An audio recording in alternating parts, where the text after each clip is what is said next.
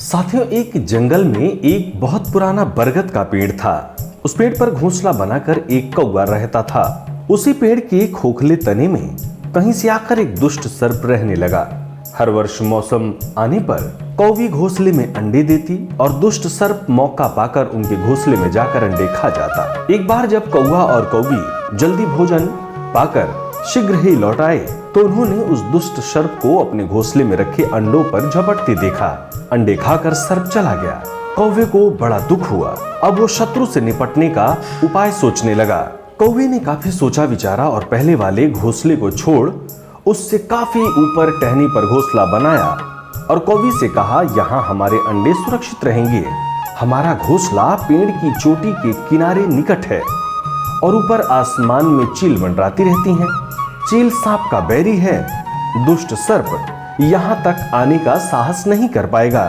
कौवे की बात मानकर कौवी ने नए घोंसले में अंडे दिए, जिसमें अंडे सुरक्षित रहे और उनमें से बच्चे भी निकल आए।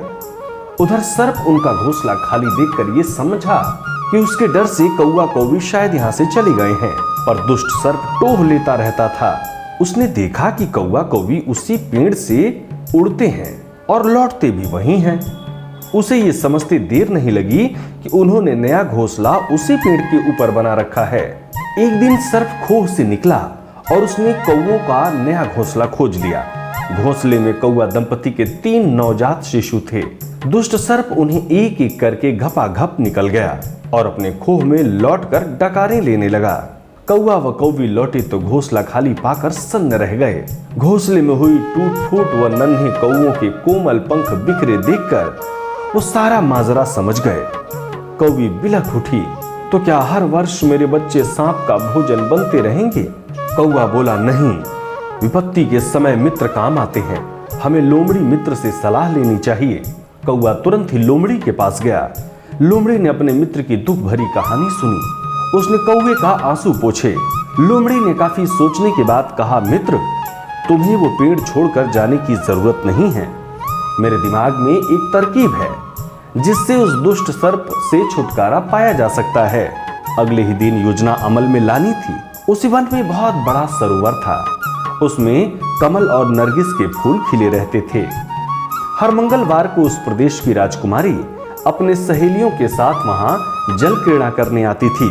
उनके साथ अंगरक्षक तथा सैनिक भी आते थे। इस बार राजकुमारी आई और सरोवर में स्नान करने जल में उतरी तो योजना के अनुसार कौवा उड़ता हुआ वहां आया और राजकुमारी का हार चोंच में दबाकर उड़कर चला गया। सभी सहेलियां चीखी, देखो देखो, वो राजकुमारी का हार उठाकर ले जा रहा है।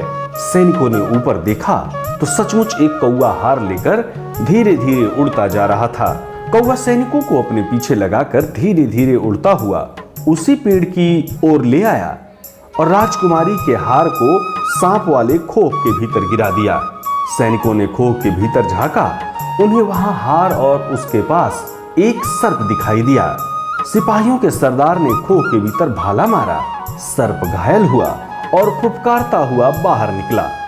जैसे ही वो बाहर आया, सैनिकों ने भालों से उसके टुकड़े टुकड़े कर डाले। इस कहानी से क्या सीख मिलती है? सूझबूझ का उपयोग कर हम बड़ी से बड़ी ताकत और दुश्मन को हरा सकते हैं। बुद्धि का प्रयोग करके हर संकट का हल निकाला जा सकता है। सब्सक्राइब करें टोटल भक्ति को। अब हमारे वीडियोस को सबसे पहले देखने के लिए बेल आइकन को दबाना ना भूलें।